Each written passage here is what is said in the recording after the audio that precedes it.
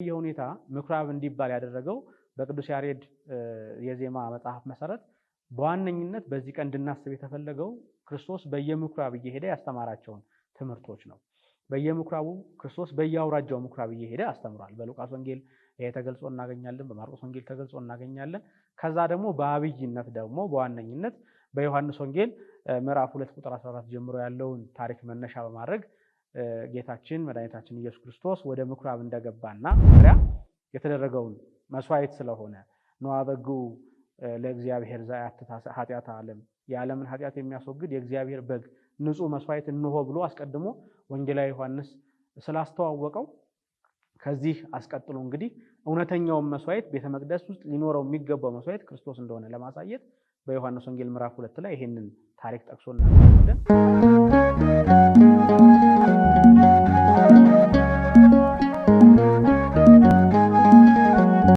በስመ አብ ወወልድ ወመንፈስ ቅዱስ አሐዱ አምላክ አሜን። የእግዚአብሔር ቤተሰቦች እናታችን የቅድስት ድንግል ማርያም የአስራት ቃል ኪዳን ልጆች በእግዚአብሔር ፍጹም ሰላም እንደምንሰነበታችሁ አሜን። እግዚአብሔር ይመስገን ብለን ስሙ እንድናመሰግን የፈቀደልን የቅዱሳን አባቶቻችን አምላክ እግዚአብሔር ስሙ የተመሰገነ ይሁን። ቅድስት ቤተክርስቲያናችን በዚህ በአብይ ጾም ባላት የሥርዓት አምልኮ መመሪያ መሰረት እንግዲህ የአብይ ጾም ሰንበታት በሙሉ ስያሜ አላቸው። ከዛ መካከል በጌታችን እሁድ ወይም ደግሞ በአብይ ጾም ሶስተኛው ሰንበት ያለውን ስያሜና ትርጓሜውን እንነጋገራለን ማለት ነው። እግዚአብሔር አምላካችን የጅማሬም የፍጻሜም ባለቤት እሱ ነውና በሰላም እንዳስጀመረ በሰላም እንዲያስፈጽመን የእሱ መልካም ፈቃድ ይሁንልን። በቅዱስ ያሬድ መጽሐፍ የዜማ መጽሐፈ ጾመ ድጓ አማካኝነት እንግዲህ እነዚህ ሰንበታት በአጠቃላይ ስያሜ ይዘው እናገኛቸዋለን። ስያሜዎቹ የመጡት ከቅዱስ ያሬድ የመዝሙር መጽሐፍ በመዝሙር መጽሐፍ አማካኝነት ነው። ሰንበታቱ እያንዳንዳቸው የሚጀምሩት እና የያዙት በመዝሙር የያዙት ሐሳብ በዋነኝነት አብይ ማመልከቻ ሆኖ ከዛ መዝሙር ተነስተው ስሞች እንዲወጡላቸው ሆነዋል። ይሄ በእርግጥ በቤተክርስቲያናት በሁሉም ቤተክርስቲያናት ዘንድ የታወቀ ነው። በእኛ ትራዲሽን በእኛ ትውፊት በዚህ መልኩ በቅዱስ ያሬድ እንከተላለን። በሌሎችም ቤተክርስቲያናት እንዲህ አይነት ትውፊቶች ይገኛሉ። ምክንያቱም አብይ ጾም ትልቅ ጾም ስለሆነ አብይ መባሉም የክርስቶስ ጾም በቁጥርም ደግሞ ትልቁ ጾም ስለሆነ ይሄንን ጾም አብያተ ክርስቲያናት በአጠቃላይ ኦርቶዶክሳውያን በተለየ ሁኔታ የሚጾሙት ጾም ነው። በእኛ ደግሞ በቅዱስ ያሬድ መሪነት ስርዓት አምልኳችን በተለየ ሁኔታ እንድንጾሙ አድርጎናል ማለት ነው። ይህ የቅዱስ ያሬድ ስያሜ ቅድም እንደነገርኳችሁ የመጣው ከስርዓት አምልኮ መጽሐፍ ከዜማ መጽሐፉ ነው። በዜማ መጽሐፉ አማካኝነት እነዚህን ቀናት በሙሉ በተለየ ሁኔታ ሰው ከእግዚአብሔር ጋር እንዲገናኝ ለማድረግ ቅዱስ ያሬድ ጥሮ እናገኘዋለን። በሰንበት ምስጋናዎች አሉት፣ የሰንበት መዝሙራት አሉት፣ በዋዜማው የሚዘመር አለ። ከዛ ደግሞ ከሰኞ እስከ ዓርብ ባሉት ደግሞ በየሰዓቱ በ3 ሰዓት፣ በ6 ሰዓት፣ በ9 ሰዓት በማታ በነግ እያደረገ በተለያየ ሰዓት የተለያየ ምስጋና ሰርቶ በመጽሐፈ ጾመ ድጓ ተቀምጦ ቤተክርስቲያን ዛሬም እየተጠቀመችበት ትገኛለች ማለት ነው። ስለዚህ ጠቅለል አድርገን ስያሜዎቹ ከየት እንደመጡና በምን መልኩ እንደተገናኙ ለማየት እንሞክራለን። ሶስተኛው የአብይ ጾም ሳምንት ምኩራብ ይባላል። ምኩራብ ማለት መስገጃ፣ መማሪያ፣ መማፀኛ ማለት ነው። እስራኤላውያን በቤተ መቅደስ ነው የሚያመልኩት መስዋዕት የሚሰዉት። የእስራኤላውያን ደግሞ የአይሁድ ቤተ መቅደስ የሚገኘው በኢየሩሳሌም ነው። አንድ ቤተ መቅደስ ነው ያላቸው። በዚህ በአንዱ ቤተ መቅደስ መስዋዕት ይሰዉበታል፣ የክህነት ስራ ይሰሩበታል። ይህ አንድ ቤተ መቅደስ ሌላ ቦታ ሊሰራ አይችልም። ስርዓት ለምሳሌ የተሰራው የብሉይ ኪዳን ስርዓት ምንድን ነው የሚለው በተለይ ደግሞ የአይሁዳውያኑ ስርዓት ማለት ነው መስዋዕት ለመሰዋትም ከእግዚአብሔር ጋር ለመገናኘትም በተለይ ትልቁን በዓል ፋሲካን ለማክበር እስራኤላውያን መሰብሰብ የሚገባቸው በኢየሩሳሌም ብቻ ነው። በኢየሩሳሌም ያለው ትልቁን ቤተ መቅደስ ብቻ ነው ለዚህ መጠቀም የሚችሉት። ስለዚህ ከዛ ውጭ ባለው ቦታ መስዋዕት ሊሰዉ አይችሉም። ከባቢሎን ምርኮ በኋላ ግን እስራኤላውያን በየሄዱበት እንግዲህ ትምህርት ለመማር ቃለ እግዚአብሔር ለመስማት ሳባት ሰንበትን ለማክበር በቀዳሚት ተሰብስበው የእግዚአብሔርን ስም ለመጥራት ስለፈለጉ ግን በየሄዱበት መስገጃ ወይም ምኩራብ አዘጋጅተዋል።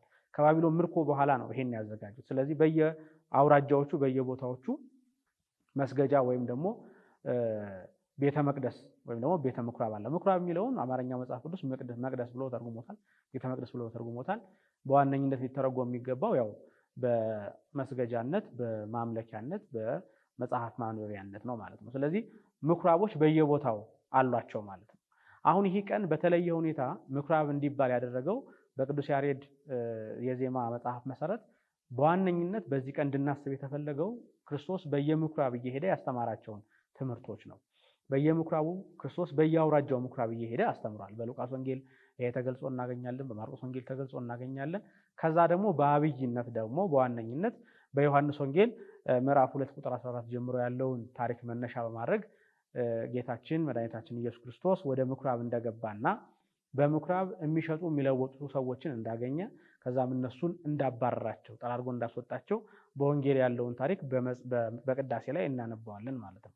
ስለዚህ በዚህ ቀን በዋነኝነት ምኩራብ ብለን ስናስብ እንድናስብ የተፈለገው ትልቁ ነገር እንግዲህ መዝሙሩንም ሲጀምር ቅዱስ ያሬድ ቦአ ኢየሱስ ምኩራብ አይሁድ ወመሐረ ቃለ ሃይማኖት፣ ወደ ምኩራብ ገባ ቃለ ሃይማኖትን የሃይማኖትን ነገር አስተማራቸው ብሎ ነው የሚጀምረው። ከዛ በኋላ ሌላውን በመቅደስ የተደረገውን ተአምር ደግሞ ወይም ደግሞ በመቅደስ ያደረገውን ስራ በዮሐንስ ወንጌል ምዕራፍ 2 ቁጥር 14 ጀምሮ ያለውን ታሪክ ደግሞ ሲገልጽልን እንመለከታለን። ቤተ መቅደሱን እንዳጸዳው ማለት ነው። ስለዚህ ሁለት ነገሮች መያዝ ያስፈልጋል። የመጀመሪያው ጌታ በምኩራብ እየተገኘ ያስተምራቸው ነበር። ይሄ አንደኛው ነው። ሁለተኛው ደግሞ በዚህ ቀን ሌላው ልናስብ የተፈለገው መቅደሱን ቤተ መቅደሱን በኢየሩሳሌም ያለውን ቤተ መቅደስ እስራኤላውያን ወይም አይሁድ በአጠቃላይ ከተሰራበት ዓላማ ውጪ በሌላ መንገድ አዘጋጅተው በዲያስፖራ ወይም ደግሞ በዚህ በየሀገሩ ተበትኖ ያለ እስራኤላዊ ፋሲካ ለማክበር ሲመጣ ወደ ኢየሩሳሌም እነሱ በዛው በኢየሩሳሌም ቤተ መቅደስ አካባቢ በግ ሌላውንም ወይፈኑንም እየሸጡ ያንን ለመሰዊያነት እንዲያቀርብ ያደረጉ ገንዘቡን ደግሞ በተለያየ አካባቢ ያለውን ገንዘብ ይዞ ሲመጣ ይሄ በተለያየ አካባቢ ያለው ገንዘብ የረከሰ ነውና ወደ ሸቄል ወይም ደግሞ ወደ እስራኤል ገንዘብ ለውጠህ ማስገባት አለብህ እያሉ በጣም በብዙ ገንዘብ እየለወጡ ወርቅና ብር ከሰው ይሰበስቡ ነበር። ስለዚህ ቤተ መቅደሱ ከማምለኪያነት ይልቅ ወደ ንግድ ማዕከልነት ተቀይሮ ነበር። ክርስቶስ ሲመጣ ይሄንን ማጽዳቱን በዮሐንስ ወንጌል ምዕራፍ 2 ከቁጥር 14 ጀምሮ እናገኘዋለን። ይህ ክርስቶስ መቅደስን ማጽዳቱ በመጽሐፍ ቅዱስ ሁለት ጊዜ ተገልጾ እናገኘዋለን። በዮሐንስ የተገለጸው በዮሐንስ ወንጌል ምዕራፍ 2 ቁጥር 14 ላይ ነው። ሌሎቹ ደግሞ ሶስቱ ወንጌላት ተመሳሳይ ሲኖፕቲክ የሚባሉት ወንጌላት የማቴዎስ፣ የማርቆስ እና የቅዱስ ሉቃስ ወንጌላት ደግሞ በመጨረሻው በሆሳዕና ዕለት ያጸዳውን ጽፈውልን እናገኛለን። ዮሐንስ በሆሳዕና ዕለት ያደረገውን አልጻፈም። ሶስቱ ደግሞ ወንጌላውያን በመጨረሻ በሆሳዕና ቀን የተደረገውን ጽፈው እናገኛለን። የዮሐንስ ወንጌል የመጻፉ ዋነኛ ዓላማ ሊቃውንት እንደነገሩን የክርስቶስን መሰቀያ ጊዜ ለመናገር ነው። ጌታ በምድር ላይ ሳለ 3 ፋሲካዎችን አክብሯል። በዮሐንስ ወንጌል 3ቱንም ፋሲካዎች እናገኛቸዋለን። ለምሳሌ ይሄ በዮሐንስ ወንጌል ምዕራፍ 2 ላይ ያለው ታሪክ የሚከወነው ጌታ የመጀመሪያውን ፋሲካ ካከበረ በኋላ ሁለተኛውን ፋሲካ ለማክበር ወደ ኢየሩሳሌም ሲሄድ ያጋጠመውን ቤተ መቅደሱ በዛ መልኩ ተበላሽቶ እንዳጋጠመው ሲተርክ ነው ዮሐንስ ወንጌል ይሄን የጻፈልን።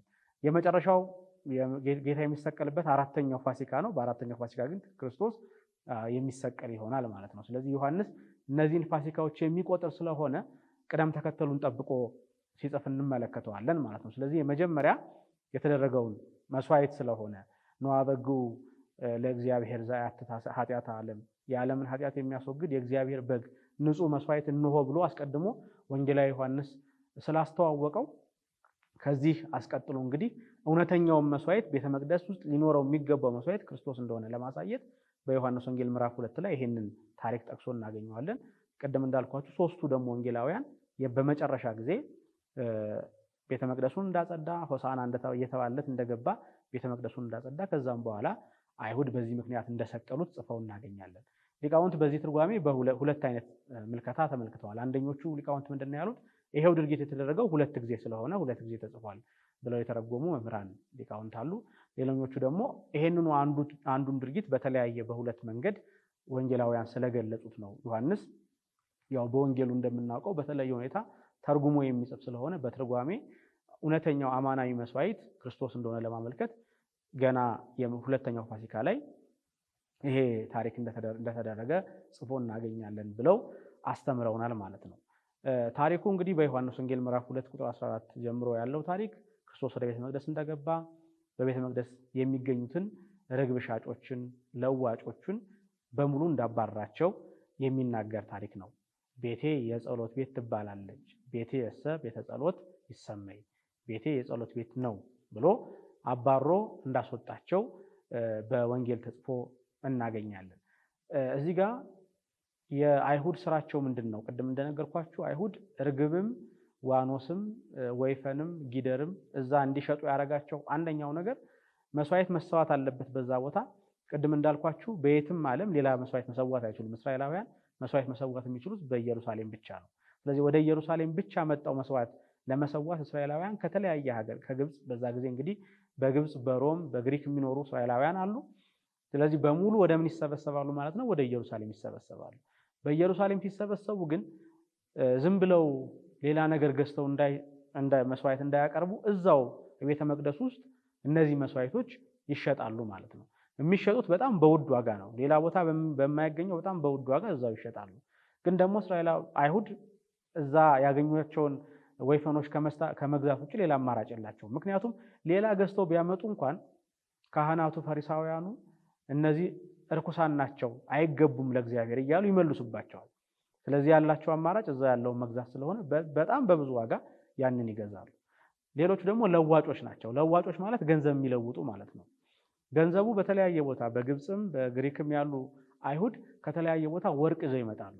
ወርቁን ይዘው መጣው ለቤተ መቅደስ እንዳያስገቡት ምን ብለው ያስተምሯቸዋል አይሁድ?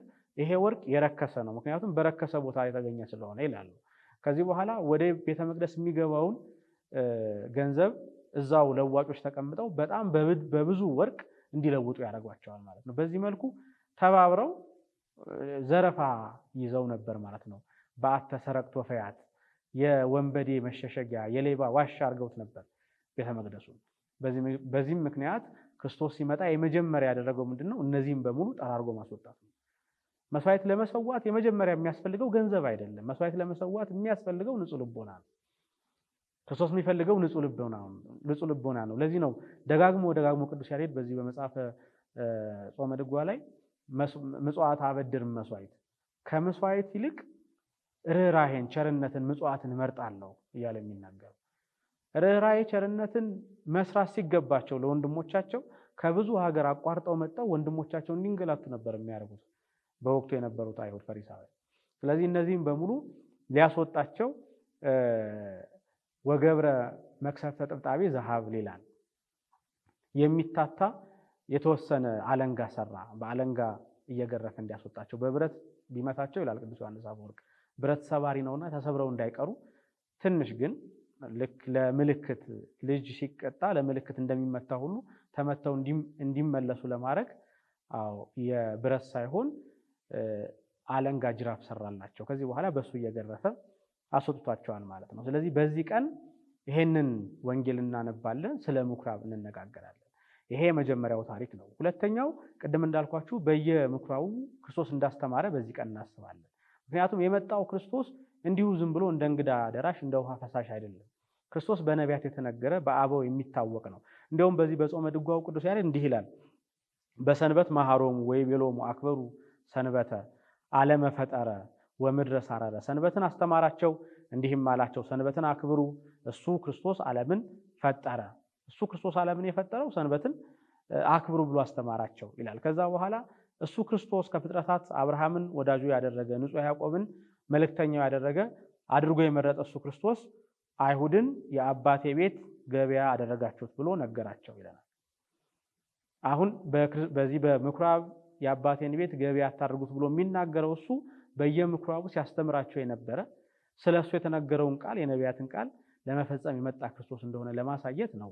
በተለይ ቅዱስ ያሬድ በዚህ በምኩራብ በተባለው ወቅት ሰንበት የክርስቶስን ትምህርት በምኩራብ ተገኝቶ ያስተማራቸውን ትምህርት የነቢያት ትንቢት ፈጻሚ እሱ እንደሆነ ለማሳየት የሚሞክረው ማለት ነው። እንግዲህ እኛ ከዚህ ወንጌል ልንማረው የሚገባውን ነገር በተለይ ቅዱስ ዮሐንስ አፈወርቅ ይሄንን ወንጌል ሲተረጉም የጠቀሳቸውን ሁለት ነገሮች እናንሳ። የመጀመሪያው ቅዱስ ዮሐንስ አፈወርቅ ምኩራብ የተባለና ባለንጋ የጸዳው ያ ቤተ መቅደስ የኛ ሰውነት እንደሆነ ይተረጉማል።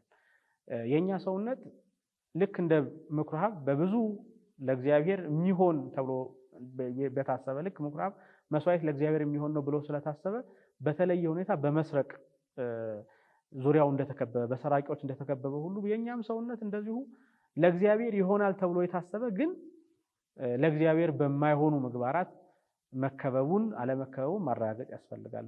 በትህትና በተደበቀ ትዕቢት፣ ንስሐ እገባለሁ በሚል ትዕቢት፣ በጎ ነገር አደርጋለሁ በሚል ትዕቢት አለመያዙን ማሰብ ያስፈልጋል። ከተያዘም ደግሞ ወገብረ መቅሰፍተ ጥብጣቤ ዘሀብል እንደተባለ ጅራፍ አለንጋ ተርቶ ክርስቶስ እንዳባረራቸው ከኛም ሰውነት በንስሐ እነዚህን ማጥራት አስፈላጊ ነው ማለት ነው። እነዚህ በሙሉ በንስሐ የሚጠሩ ናቸው። ተሰብረው እንዳንቀር የሚያደርጉ ናቸው። እነዚህ በሙሉ እኛን በንስሐ እንድንመለስ የሚያደርጉ ናቸው ማለት ነው። ሁለተኛው ቤተ መቅደስን በተመለከተ አሁን ያለውን ክርስትናችን ደግሞ የሚፈትን ነው። ከውጭ የምናስገባው ሌላ ነገር መኖር የለበትም በክርስትናችን። ልክ አይሁድ ከውጭ ያለውን ውንብድና በሙሉ ወደ ቤተ መቅደስ እንዳስገቡት እኛም አሁን ካለው ሴኩላር ዓለም ወደ ክርስትና ማምጣት የሌሉብን በጣም ብዙ ጉዳዮች አሉ። የኛ ቤተ መቅደስ የኛ ክርስትና የውጭውን ሴኩላር ዓለም እንዳይመስል ልንጠነቀቅ ይገባል ማለት ነው። ስለዚህ የምኩራብ ሰንበት ዋና ትምህርት ይሄን ይመስላል። እግዚአብሔር አምላካችን ከምኩራብ ረድኤት በረከት ያካፍለን፣ ጾመን በረከት እንድናገኝ ያድርገን። ወስብሐት ለእግዚአብሔር። ይቆየን።